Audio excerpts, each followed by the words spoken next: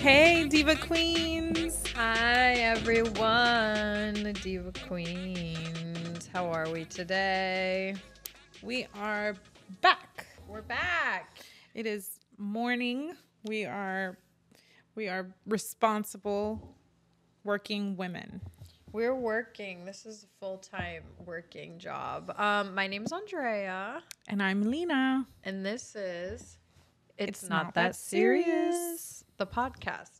Weekly. Done. I'm adjusting. You may be watching this in video, as we're video girls now. We did it. What's going on this week? Oh. Your energy is giving me a little bit tired. Girl, I'm tired. Being a full-time woman, tired.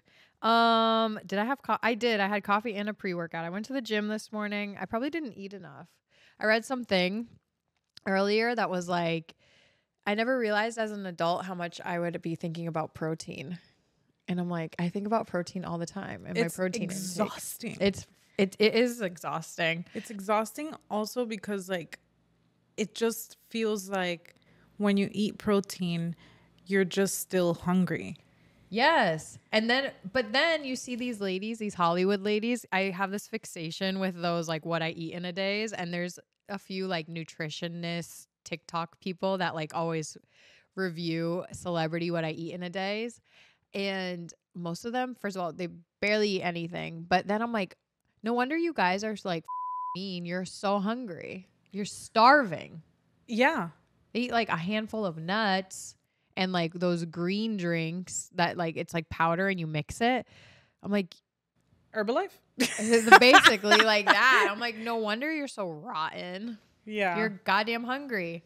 I was talking to my trainer this morning actually because he's like, I'm so fat, and he's been doing like a fruit cleanse, like just eating fruit. And he's a grown ass man and he's not fat. And I was like, have you ever seen what Victoria Beckham has for her birthday every year? What they make for her? They literally take watermelon and they cut it into the shape of a cake, like a tiered cake. Stop it. Yes.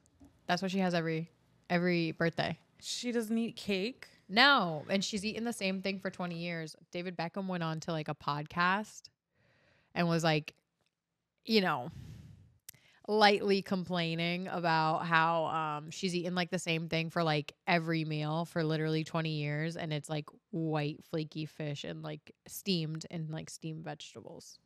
I don't know. I can't get down like that. No, like I like food too much. honestly, not to get like real dark, but when you like, not saying anyone has an eating disorder, but when you like decide, your brain literally has to separate the emotion from food. From food, yeah.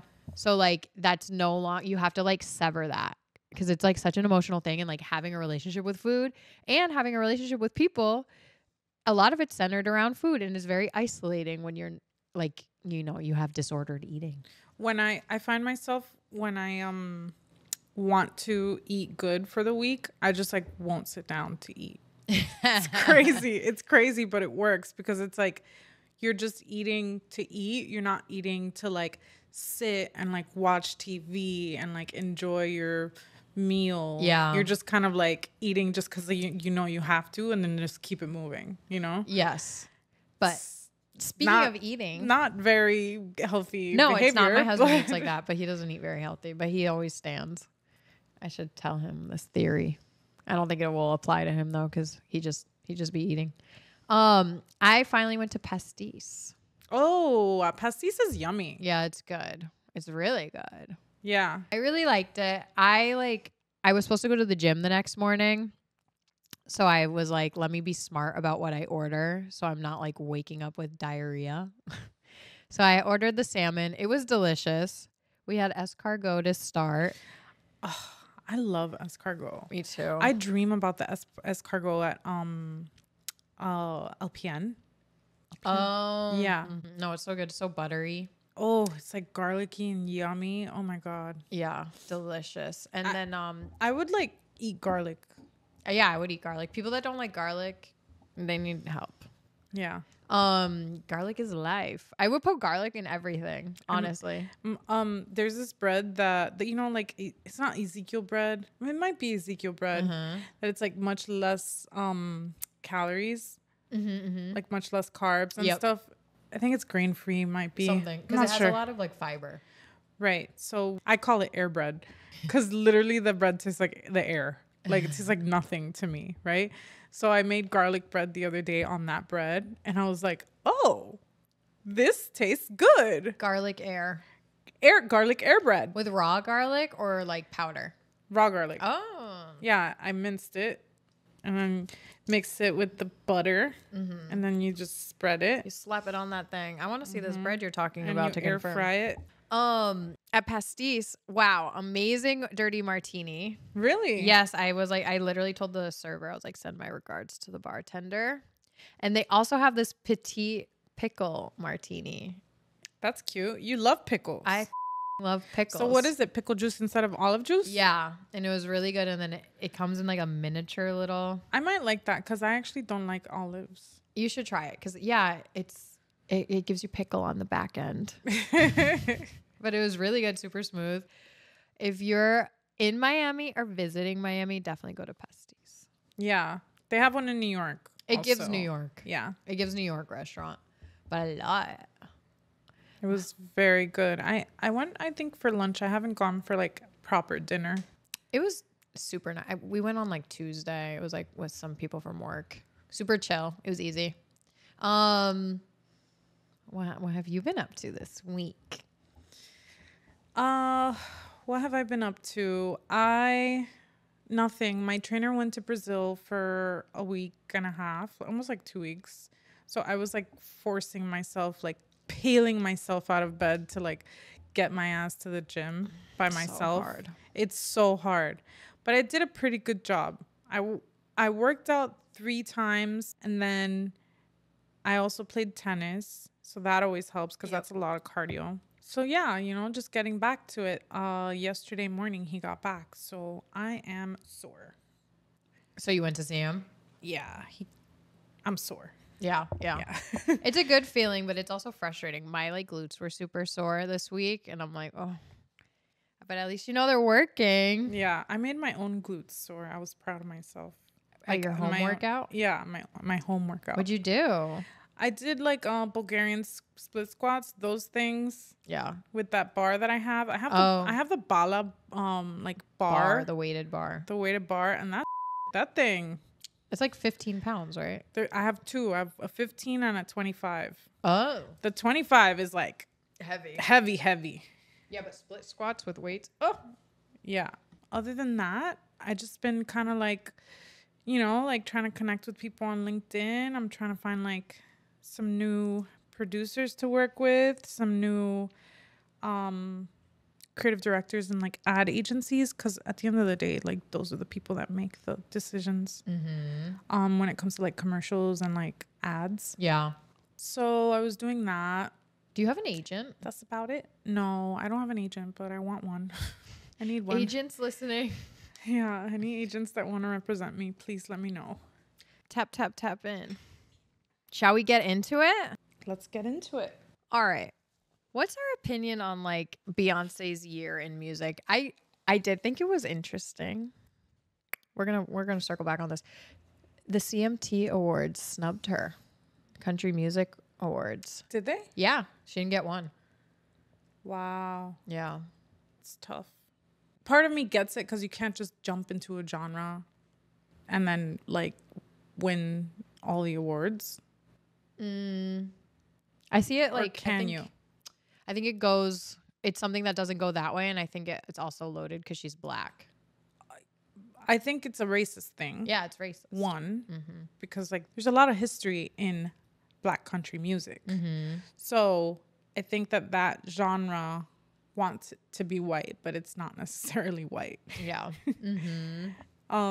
So yeah, obviously there's some racism there, but I do understand how it just kind of might feel like, oh, I woke up this morning and decided to do a country album. Oh, Jesus Christ. I FaceTimed my mom. Or you're gonna get like 4 calls back. My mom will call me 4 times in a row. Yeah, that's very my mom. Even though she butt dials me like constantly. My dad butt dials me constantly. When I get a butt dial, I hang up right away because I'm not trying to hear something I'm not supposed to hear. Yeah. God forbid. And I have a paranoia of like butt dialing someone when I'm like, when my husband and I are like Talking about them? no. Oh, Girl.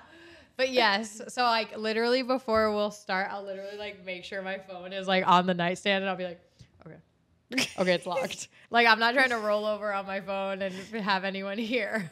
have you ever like been talking about someone or showing someone a conversation and screenshotted it and sent it back to them? Yes, 100%. But now you can like unsend things. Que pena. I know, like kill That's yourself. happened like, to me. The best. I've done that. You know what? My phones, and especially my work phone, which is like so lately, it will just start recording a voice message in like a chat. And yes, and I don't know, like the lock screen will unlock, and the next thing you know, it's literally like there's like a 3-minute voice note that's like sitting there, like could be sent. That's strange. So strange. I'm like, you're trying to, like, my phone's trying to sabotage me. Send it to your bosses. Literally, because there's times where I'm like at work probably talking, and then it's like in a chat with like everybody in the location. So it's like a 15-person chat. Oh God. Can you fucking imagine? Well, back to Beyonce. Yeah. I didn't even really listen to this new album. I don't know. I didn't really either. I only probably listened to whatever songs were very popular on. The same takes. Yeah. Do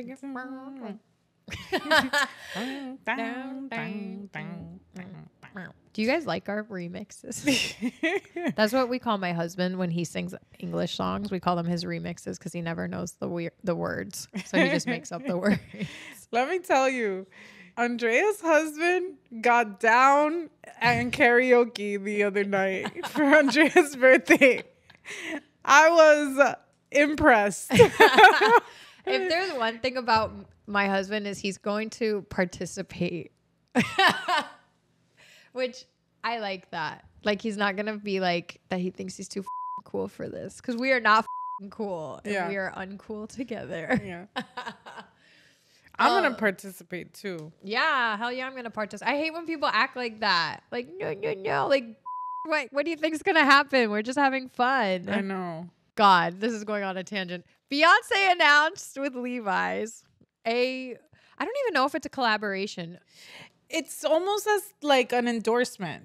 Yeah, because, okay. It's a reimagining of the 501, right? Yeah, and it seems like they're reimagining historic, iconic Levi's ads. Yeah, and they mentioned that they're excited to have Beyonce because denim on denim is always something that's been kind of like advertised as like a masculine thing.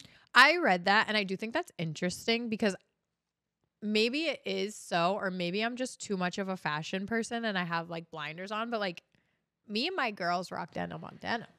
Yeah, I mean, denim on denim for me is like very standard. But I think if you think back, the name of it, like, you know, the Canadian tuxedo. Yeah. It's kind of like, it's also probably has to do with like some Western influence, which is, you know, historically masculine. Exactly. So she did. So it seems like, you know what? They should have just announced her, like, you know, when they did like creative director, like when Lady Gaga was the creative director of Polaroid. Yeah. To quote Kanye West, what the does Lady Gaga know about Polaroids?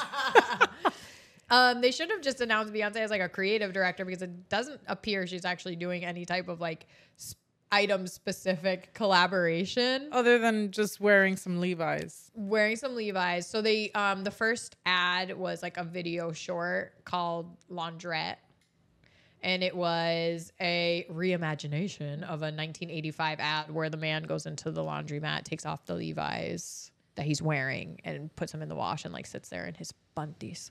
Well, she did the same. Miss Beyonce BBL. In her bunties. The horns go.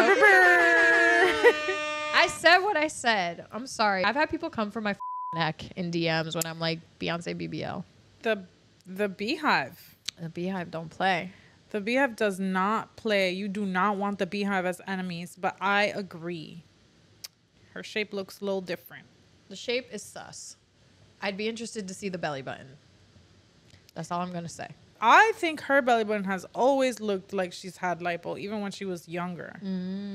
So I don't know how, I guess I don't know how early were people getting lipo, you know what I mean? Yeah. And that's kind of an ongoing thing that you have to readdress because like you're going to gain body fat back. So I guess we'll see like what's going to come out in the series of videos. I did find it interesting. I was reading this article that, so it came out on September 30th. Today is the 3rd of October. That ad in 48 hours, like of her dropping it, I guess on her Instagram, it generated something like 1.3. They estimated like $1.3 million in like revenue from like engagement. Clicks. Yeah. Huh. Yeah. But I do wonder, they probably paid her A good amount of money. Yeah, which I do think it's interesting. I don't find Beyonce to be necessarily lucrative with certain brand deals or products that she makes. That's why I always say, for me, influence, Rihanna has more. Yeah. As far as like fashion goes and like actual product, like how is Rihanna selling us Pumas? I didn't buy Pumas, but I did when the first like iteration of like the creepers came out. I have the chunky one. Yeah. The creepers came out. Like I'm not necessarily participating now as much anymore, but I do think it's too like it has to do with her public persona and like her not working with Mel Ottenberg anymore.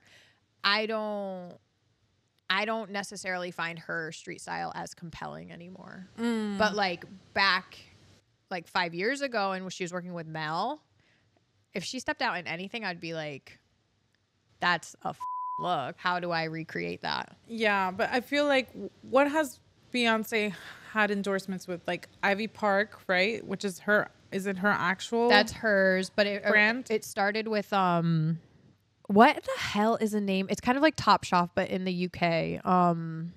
River. Do you know what I'm talking? River, yeah. But I think Ivy Park is part of that. What? River something. Right? Yeah. That's a part of that. If you guys remember, you guys will know. It's like Topshop, but not. It's like ASOS, but not. It's like another, but it's based in the UK. Then now she's going really hard with her liquor brand. And to me, that just does not resonate with me. It hits the same as J-Lo with a liquor brand because like you've always portrayed yourself to be like very healthy. Conscious. Yeah. They're one of the top people that have always been like, I don't even drink caffeine. You cannot convince me that Beyonce drinks alcohol. You literally can't. I don't think she does. Like at this juncture in her life, I don't think she drinks alcohol. I think she's so like focused on her like image. I think her career and being the best she can be. I don't see any positives of drinking alcohol. No. Like, and I don't see her doing that to herself. I think she takes her like career so seriously. Yeah, and the ability to like stay in shape for like the performances that she gives, the integrity and all of her like voice, her vocal range, any of that. She's like famously vegan a lot of the times too. If you're telling me you don't drink caffeine, you can't convince me you're like drinking booze. I'm sorry. Yeah, I think sobriety has been very trending. Yeah, I go through like bits of it. I'll go through like a couple months where I don't drink. I never had, well, maybe in my early 20s I had an unhealthy relationship with alcohol, but thank God it was never anything that like, you know, spiraled out of control. I think everyone kind of has an unhealthy relationship with alcohol in their early 20s. And then you figure out what works for you. But I don't know, like alcohol just does not do it for me anymore. Like I'm happy with like a cocktail or two at dinner. But if we're like going to like a party and it's like, you know, all your choices, or like a club or something, all your choices are like vodka soda, tequila soda. Like, no, I want like a fun cocktail. Yeah, I want something that's gonna blow me away, unless like I'll do one or two of those. And then if like we're gonna continue drinking, then I'll go straight to just tequila soda. Yeah. Tequila soda lime. Cause I also like, I can't have all that sugar. I love passion fruit, but I'm not drinking passion fruit cocktails all night. I'll drink one or two. Yeah. But No, my heart will be racing in the night and I sleep like shit. Well, it's funny. The other day I went out. My best friend and I took his mom out. It was her birthday and she was visiting from out of town. We went to, Doya in Wynwood. Have you been? Mm-mm. You have to go. It's so good. Turkish food. Amazing. And they have like amazing cocktails. I had one, like, it was like a pistachio cream cocktail with gin. One. Second drink, espresso martini. If you like espresso martinis, you must go to Doya in Wynwood. It was really exceptional. The best espresso martini, hand to God, that I've ever had. Then we went to Le Chick. They have a fantastic happy hour. Oh my God, I miss restaurant today, which is totally not my You thing. are. You miss Wynwood. Miss Wynwood. Le Chick, fantastic happy hour. They do $7 espresso martinis. They're whatever, but if you got to do it, you got to do it. Had one there, and I was like, let's round off the night with a cheeky little shot of tequila. There's a Mexican restaurant that just opened. FYI, also, why did 5 Mexican restaurants just open in Wynwood? Like, it's enough. You know, I was seeing something, this guy's on my timeline that he does like kind of like reviews on like the restaurant industry, and he'll say like right now What's trending? 30 restaurants are closing this month in Wynwood, and 30 more are opening. That's restaurants, you know what I mean? Mm-hmm. Like the turnaround time is crazy. He's like, you guys don't understand. You guys are doing all these build outs and you're focusing on the aesthetic for the tourist. Yes. But you're not focusing on your repeat customer, which is the locals. Yup. And you know, after a year, you're bankrupt. Wait, you got to send me this guy. Yeah. Because I want to see. Because I'll drop my best friend off, and it's like on the corner of like, you know, in Wynwood that it was always like a kind of an office space, but it's like the zigzaggy black and white building. Yeah. You know what I'm talking about, right? Yeah. Mm-hmm. Diagonal to that. Literally the first building in Wynwood that existed. Like the Del Toro headquarters were there. If you know, you know. Yeah. Like catty corner to it, a Mexican restaurant. There's Bacan. I saw another Mexican restaurant. It's like, really, I'm not exaggerating, like maybe 4 or 5 Mexican restaurants. Like, why? Anyways, on the outskirts of Wynwood, by my best friend's building, like maybe 29th Street, another Mexican restaurant just opened. So I was like, whatever, let's do a little shot there. Take a shot. I go home. I slept amazing. The next day, I felt fine. I went to the gym perfectly fine. Did my thing. Maybe midday, I felt a little like dizzy. But I've noticed as I've gotten older, and I don't know if it's because I've gotten smarter at drinking and I was drinking a lot of water like through the whole day. My hangovers are just like not, knock on wood, they're not that bad. I just like feel a little dizzy. I'm fine. I can function. In the past, I would be like throwing up everywhere, like bedridden, like unwell. I think also we drink a lot less. Like I used to be out like 6, 7 drinks. Yeah. 8 drinks. Yeah. No, 3 is like make it home and you're like, oh wow, don't remember getting in that Uber. Yeah, you stare at the ceiling and you're like, oh, why is it right. spitting? And then also you just now I know the trick. You have to pop 2 Advils and go to sleep. Yes. Oh my God. Then you know, the next day, Advil you're PM. Gucci. Yep. An Advil PM. Woo. I'll sleep like a baby when I drink. But then after, I say all this because I was fine and I drank more. After pastis, I would consider it 1.5 martinis because the dirty martini was full size and the pickle one was a half size thing this little thing they serve. I woke up like every hour and my heart was racing. I slept like and I'm like, you would think I barely drank. Yeah. So I'm like, what is it? Yeah. Yeah, it's weird. I guess maybe also the quality of the liquor. We did go to Elastica. Oh, everyone's talking about Elastica. Yeah. So That sounds like a drag name. yeah, it's weird. It's a weird name. It's a weird name. Elastica. It's in the historic Moore building. And that building has had so many lives. And I remember back in the day when Design District was first starting, it was like, you know, galleries and stuff. Then they like flipped it to something else, and then they would do events. Like I've gone to events. I've gone to a couple of events there, and then like it kind of fell off the map completely. And I think it's because they were developing this whatever's happening there now. So it's a company out of Texas, because I asked the waitress because I was so curious. It's a company out of Texas called like Woodvine or Wood something. It's a members only club. Yep. And they brought their members only concept here, and the members only concept is called the Moore. But the restaurant downstairs is called Elastica, and it's open to the public.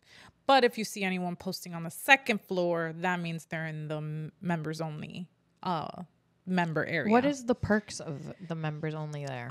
So second floor is like the members club. I imagine it's like ZZ's. Have you gone upstairs to ZZ's? You know, I haven't been to ZZ's. Yeah, it's just like a bar with some tables and like a social club, you know? And the third floor is a workspace for them, and the fourth floor they have 14 hotel rooms. Oh. Yeah, they're not finished yet though. Huh. For the members. Well, Design District needed like hotel space, which is kind of crazy to think about. Hotel rooms in Design District when you really like sit and think about it. Miami's on such a members only thing lately. It is. And the cost is like through the roof. Yeah, it's crazy. Ridiculous. ZZ's is ridiculous. And it's not like you get a discount on the food. No. No, it's crazy. It's just to say you're part. It's just to be a part of something. Yeah. I think members clubs work in Miami because we're all but the population here is all kind of like lost. I think everyone's kind of a little lost and wants to be a part of something. Something, yeah. Like I will say Miami, I think it's probably because it's like rooted in like Latin culture. Like everyone's like seeking community, which I do appreciate. It's not like, you know, so like like secular or whatever. That's probably not the right word for it, but like people do enjoy community and like getting together here. Yes, but even still, I think when companies come down and try to market to the Miami market, they don't understand it because it's actually pretty hard to understand. Even I've always said even with selling with what people buy in the stores and stuff. Yeah, like the buyers never understand what to send the stores Miami because they think that it's all like bright colors and prints and cha-cha. And I've said this too about like reality TV shows. It's really hard to like capture the essence of Miami like in a TV show because you literally can't. Very true. I didn't watch rap. I didn't watch rap. And I don't know if they succeeded in it, but I'd be curious to know. I never watch Miami-based things because I think it's like stupid. Yeah. Like you're not going to those places. Like the Real Housewives of Miami. Miami are constantly at Sugarcane. Like I know those bougie are not going to Sugarcane in Wynwood. This smells like a wet rag. That place used to be popping. I used to love Sugarcane. Me too. That's the thing about Miami restaurants too, is that the longer they're open, the grosser they get. They don't maintain whatever. What do we got next? All right, next on the docket. I feel like this is the episode of tangents. Yes. Good. It's a semi-loosey-goosey. Semi-loosey-goosey with some topics. Hedi Slimane officially exited Celine. That had been the chatter on the street for a few months. Notoriously difficult to work with.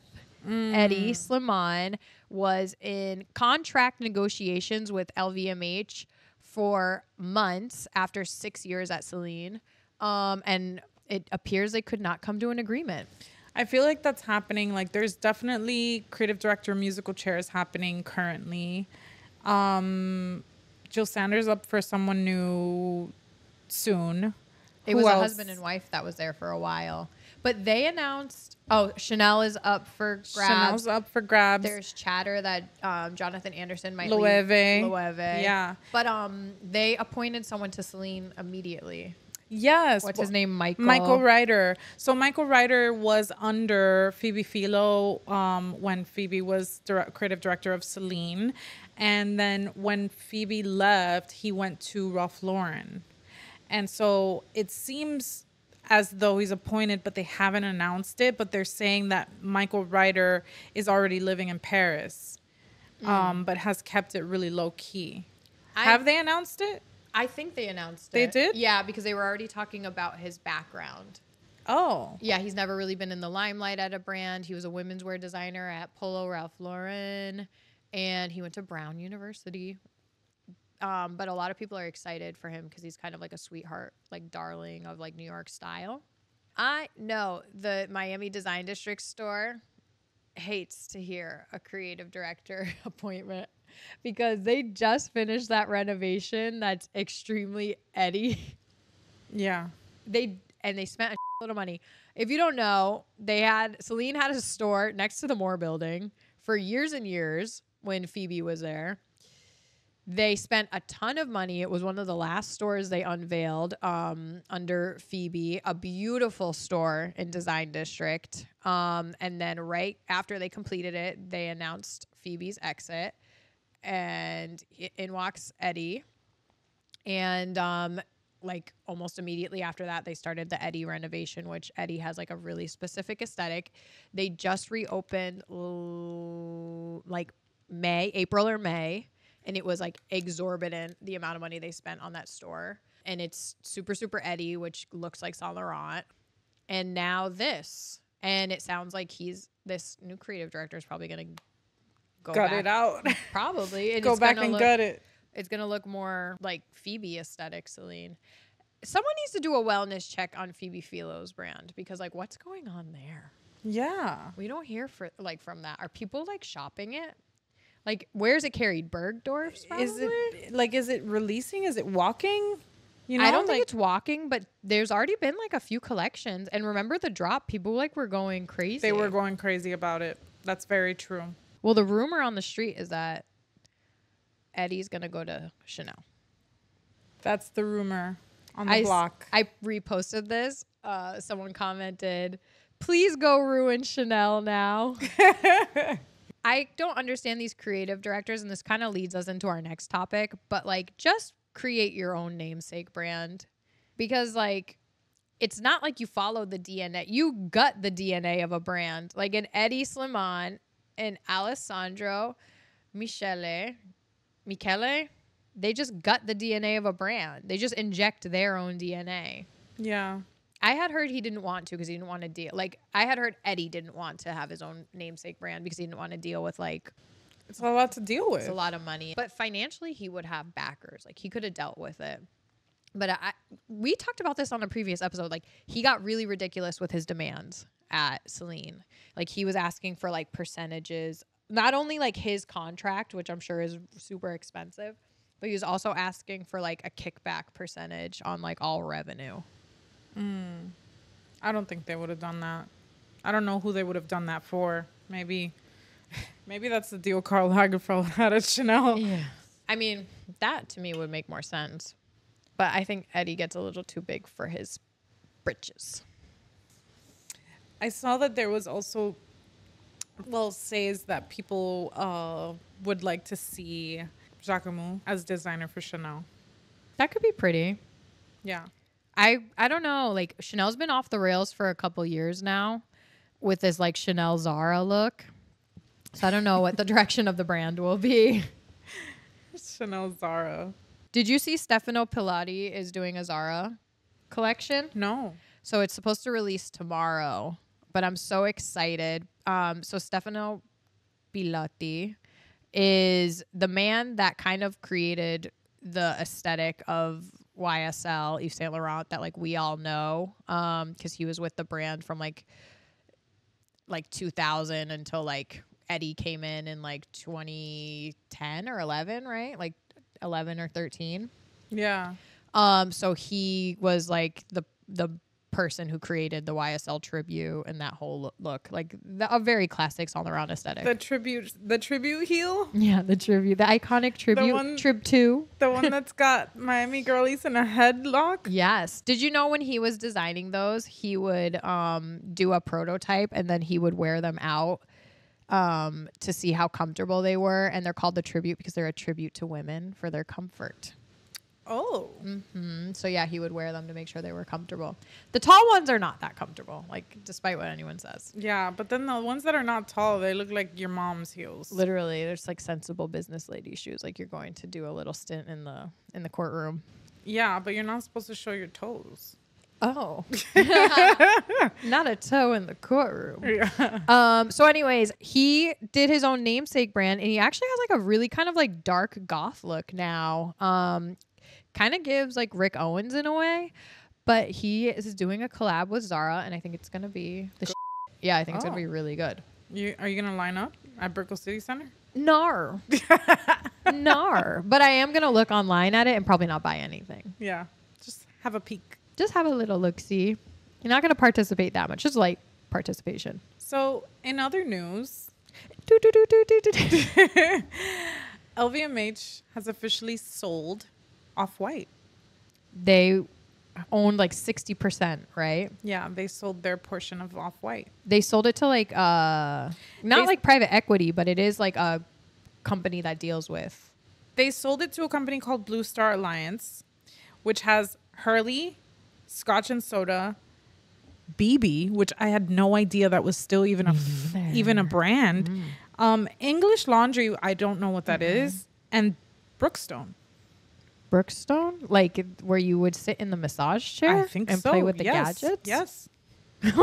Or is that or is that Brimstone? No, Brimstone is a restaurant. Brookstone. Yeah, so like I don't know, but first of all, it was Virgil's birthday the day that they announced that they sold it. Damn. Do you think that's disrespect or what? I think that's a little disrespectful, especially to sell a brand to someone that has Hurley and Scotch and Soda. I wonder if they're going to keep the same creative director. And honestly, the brand's been really floundering ever since his passing. It is a shame that I don't think that it should have continued on like past. And they had invested a lot of money and they had opened brick and mortar and all this stuff like prior to his passing. But I just don't know if there was actually like enough history of the brand to continue. Yeah, I wonder what will happen to the storefront in Miami.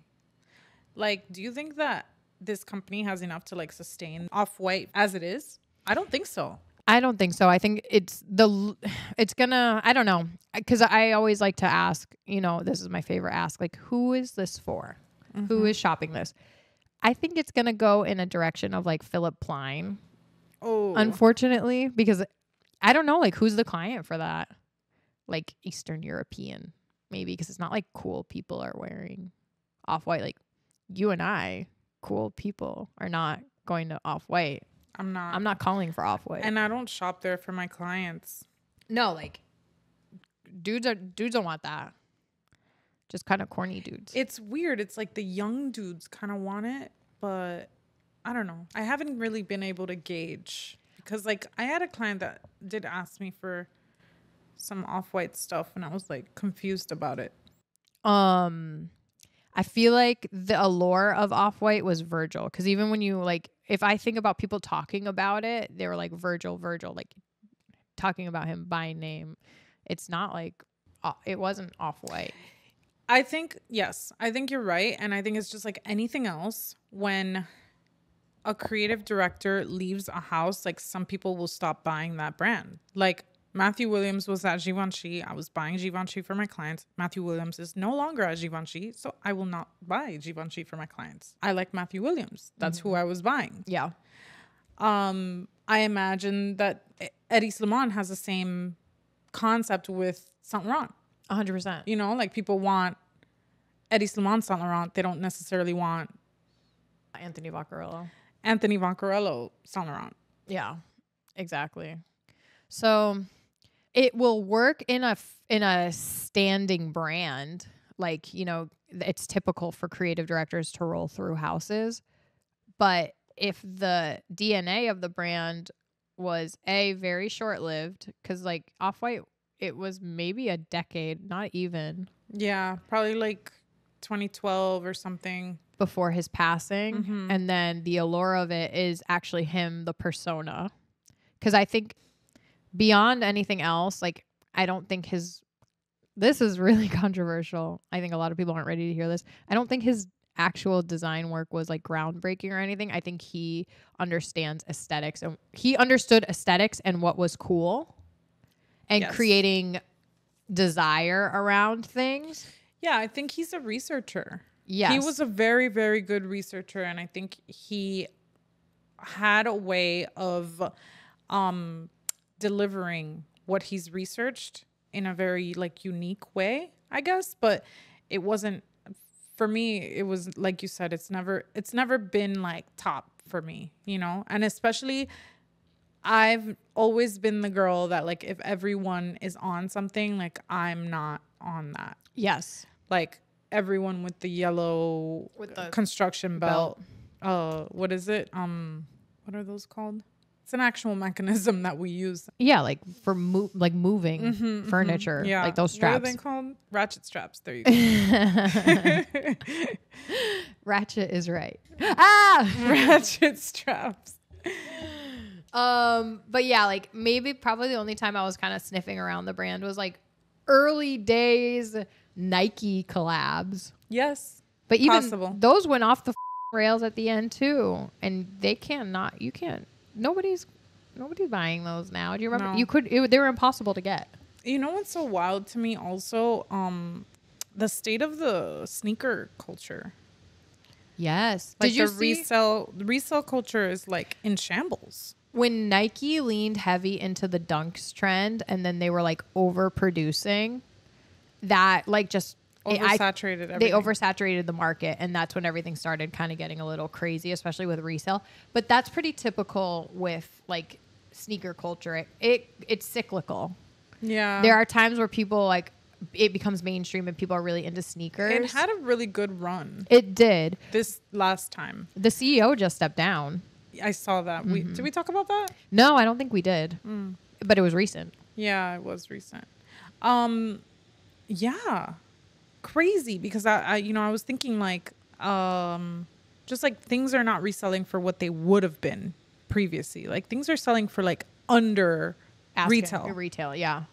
Which is crazy. Yeah, and it's like a kind of just like it's emblematic of the state of the sneaker industry. Another thing, I think it's also the economy. Yeah. Part of it. I was seeing not too long ago that actually kind of shocked me. Some girl on TikTok was like, she was like, what are the girlies getting on their hair? Like, are you guys still getting balayage? Are you getting highlights, lowlights? Like, what are we getting? You know, she's like, I noticed that like everyone has solid color hair. Like, what's up with that? Like, are the girlies going back to like natural brown, solid color, blah, blah, blah. I was reading and scrolling and scrolling and scrolling through the comments, and every single person said recession hair. Yes. It's I can't afford it. Can't afford that. It's expensive. I cut my own hair. I dye my own hair. I box dye my hair. I can't go to the prices are crazy. $400 for a dye. This, that. Every single girl. I was like, wow, this is like, it's like the repercussions of everything that happens after. Yeah, that's like probably one of the first things that you stop. Even like me, I'm like nails. You start doing press-ons. 100%. I'm a hardcore. If you know me, like I will not do my own nails. Because it's just like... You're contemplating it? I started doing my own pedicure. Oh, really? Yeah. And then when? Like the last like month, I've done my own twice. And then finally I'm like, I can't. I literally can't. And then I went back to my nail lady and she's like, what did you do, girl? Yeah. Because I can't. Like, but the thing is, the prices were getting like crazy. Crazy. And even with the haircut thing, like I was talking to my friend and she stopped going to... a very famous place in Miami. If you know, you know, 3-letter name. Stopped going there because the prices were getting insane. Started going to a place in Fort Lauderdale. So I'm about to start doing that too, because like the prices at that 3-letter name place have been insane to me. Yes. There's a 4-letter one on the beach that one of the best haircuts I've ever gotten, but literally just like a trimmy trim and like maybe a little bit of shape, asking me $300. Like, that's absurd. That's absurd. I saw, and I was talking to Ashley from Ask Ashley. Shout out Ask Ashley. And I was talking to Lina about this. There's like those stupid TikTok guys that do like those watch videos where they like stop people on the street because they see like what watch they're wearing or like the car they're driving. And I saw a hairstylist pull up in a hairstylist from a salon I know get stopped for his watch driving a G-Wagon. I'm like, so I'm paying for your G-Wagon? Yeah, I don't know. I mean, I know that's controversial. Like, I'm not saying that people don't deserve to make a lot of money for the things they do, but it's like, God damn. Yeah, because the thing is, like, people are talking about like $200 an hour now, like $300 an hour. Even tattooers. There's like a whole $100 more, and you're dealing with lawyer fees that somebody went to 8 years of university for. And they're like literally, and they're like a top lawyer. Yeah, like they passed the bar in Florida and are licensed to practice in the state of Florida. Even like there's a whole thing right now on TikTok talking about like tattooers and tattoo culture and how it's like tattoo artists are like, first of all, they bully you, they talk to you like, and then they want to charge you like so much money, and like people aren't getting tattoos anymore because they just don't want to deal with it. Yeah. When I was like 18, 19, I worked in a tattoo shop, and I remember it would be like, you know, minimum $80. You can get something palm size, whatever and then like you could set your rates depending on the artist. Like, you know, like tattoos were like reasonably priced, and now like I don't have any interest in really getting tattoos anymore. It's just like not something that's like top of mind, but it's definitely not something like I'm like shilling out money for anymore. No, absolutely not. I'm gonna go buy some gold. Yeah, I will invest in gold. Not like a tattoo that like, who even knows how it's gonna age? Right. What do we have next on the docket? What else is popping? Well, back to, I told you we were gonna circle back. Alessandro, is it Michele or Michele? Michele. Alessandro Michele. He debuted his first actual collection for Valentino. He had done a little teaser collection a few months ago. But this one walked the runway. 86 looks, my dude. Too much. Honestly, chaotic AF. I hate when people do this because it kind of like demeans fashion, but it literally looked like Royal Tenenbaums. It looked like playing dress up in your grandmother's closet. It looked like if you're a Miami girl, it looked like C. Madeline. It looked like C. Madeline. Yeah. It looked like Little Edie, if you know that reference. Little Edie? Little Edie, she's like the cousin of like the Kennedys. It was like that they lived in the Hamptons in that decrepit house. What the hell was that movie called? It was like a documentary they did to show like Little Edie from Grey Gardens. So basically she was like the cousin of like Jackie Onassis, and they like went a little like cuckoo, and they had bought a house in the Hamptons, and it just like went into complete disrepair. And then they like went to go check on them, and they ended up doing a documentary about like the state of how they were living. It's like it's like very iconic. Really? I gotta look into that. Yeah. They were on some hoarder They were on some hoarder but I think it's like very famous in the gay community because it's like her aesthetic. She would like do these little shows. But doesn't that look like Valentino? Yeah, it does. So anyways, initial thoughts and reactions of Valentino. There was some shoes in there that were giving Dancing with the Stars. Dancing with the Stars, sensible cha-cha heels. The tie-up ones were giving Isabel Marant. Yeah. I liked the use of the tights. There was some like randomness in there that I kind of like, my chaotic energy kind of might be drawn toward if I liked to be naked in the streets. But like you always say, I can see some pieces. Yeah. Like some of those sheer pieces, Some of those like ruffled kind of like silks. You have to like dissect Yeah. and take it apart like analytically. But we did see a lot of ruffle skirts and those like Lingerie inspired slip dresses. slip dresses, but also those Missy jackets. Oh, What the are brocade. the brocade jackets that are kind of like almost like a Jackie O shape. They have no collar, cropped. Yep. Yeah. Like a little 3/4, like a T length. Mm-hmm. Tea jacket. Chartreuse. He used chartreuse accessories. There was a figurine little cat bag that I'm gonna have to check for later on. It looks like a Furby, you guys. I've said this before. When you look at his work, you have to remember that he is an accessory designer and not a ready-to-wear designer. So that's why I think his looks end up being so chaotic, and he doesn't follow that like Coco Chanel rule of like taking one thing off before you leave the house, because the way he is expressing himself is through the accessories. It's not actually the ready-to-wear. Right. Yeah. It's the TikToks that are like wearing versus styling. Those like this was like a maximalist, Very TikToker's maximalist. dream. Yeah. And then I like reading the reviews on Vogue. But this one, god damn, it's like you can literally read the payola through the lines. It was like, give me a break. There was nothing critical. It was like literally a sweetheart review. Yeah. And it didn't really even explain, like, I like reading them because I like understanding the inspirations of the collection. And there really was no explanation at all. Yeah, it's giving whimsical, but in a different. They're saying that it's giving Valentino whimsical, but there were only a few things that gave me Valentino in the collection. Some, I think it was like a cropped blazer that gave like a plunge, like With the deep bow. V, and it had like the closure was like kind of like a big bow. I thought that was cute. I might wear that. Yeah, I could see you wearing that with your hair half up and your bangs down. Mm-hmm. I see the vision. He said that when he arrived, he went through the archives right away, and he took a lot of inspirations from the 60s, 70s, and 80s. I don't know. It seems like to me, Alessandro is just always stuck in the 70s. Yeah, he has like a similar aesthetic. It looks super similar to his work at Gucci. Yeah.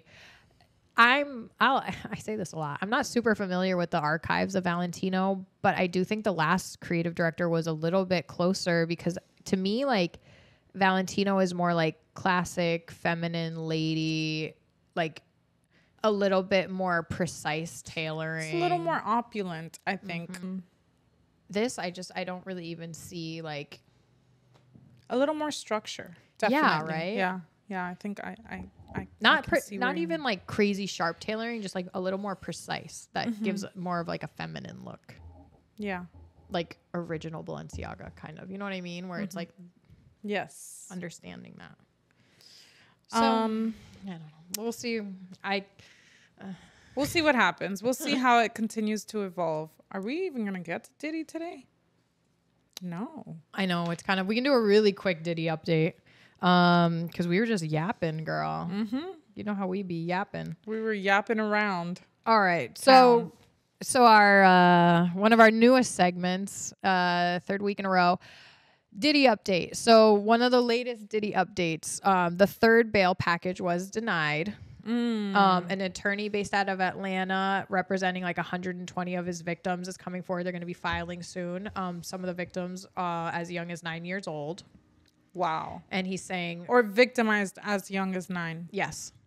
But victimized as young as 9 years old. I don't know how old they are now, but at the time. At the time they were 9.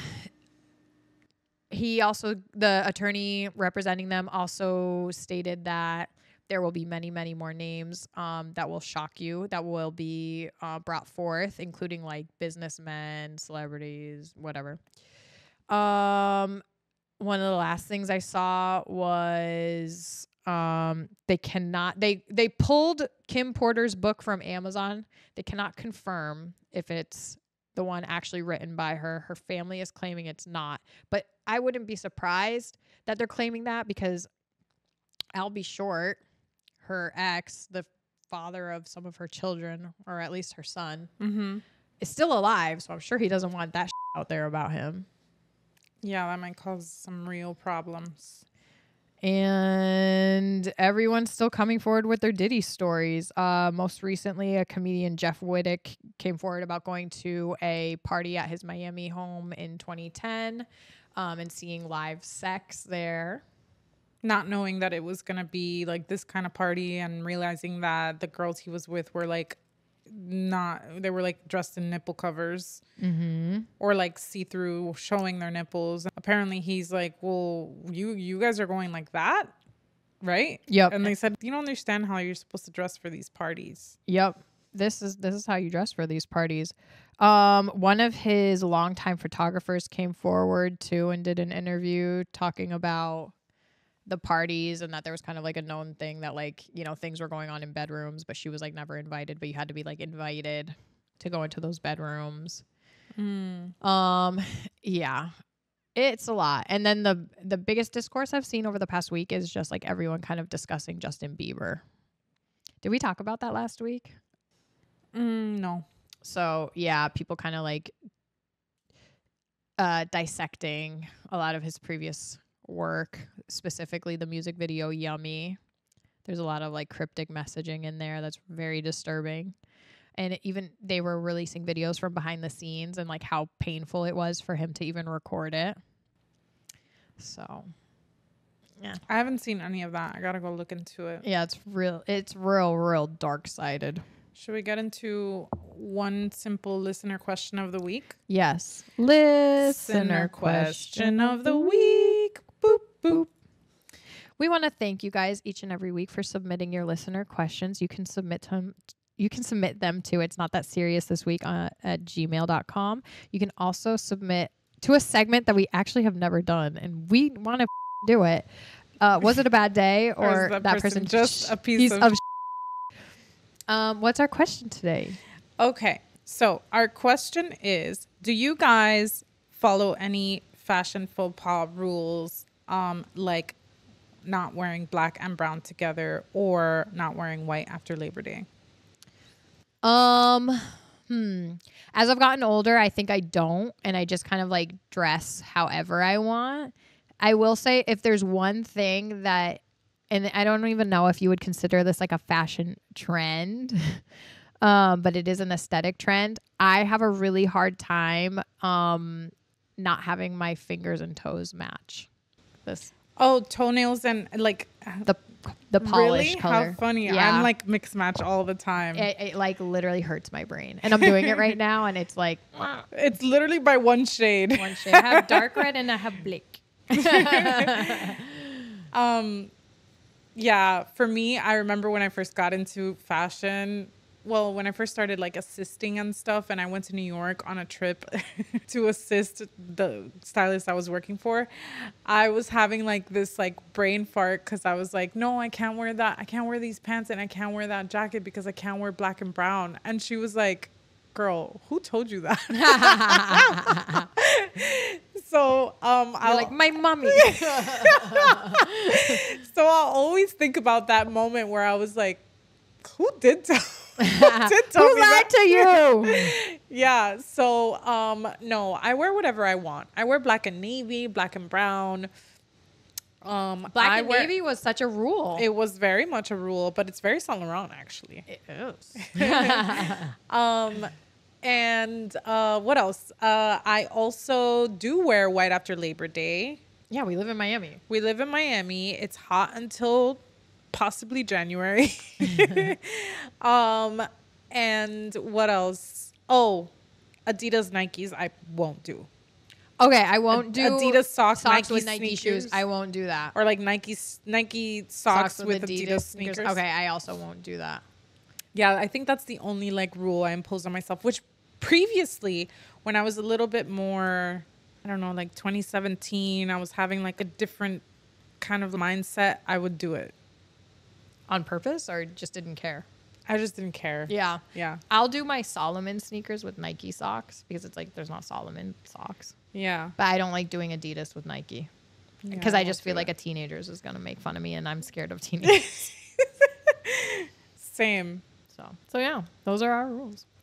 All right. I think we did it. We did it. Yay. We want to thank you guys for tuning in each and every week. Like I said, just a moment ago. You can submit your listener questions or your was a bad day or is this person just a piece of to it's not that serious this week at gmail.com. You can follow us on all social media platforms at It's Not That Serious, the pod. We're also on YouTube now. We have our link tree in the bio of our... We are on YouTube, yes. We have our the link trees in the bio of our Instagram, so you can follow us there.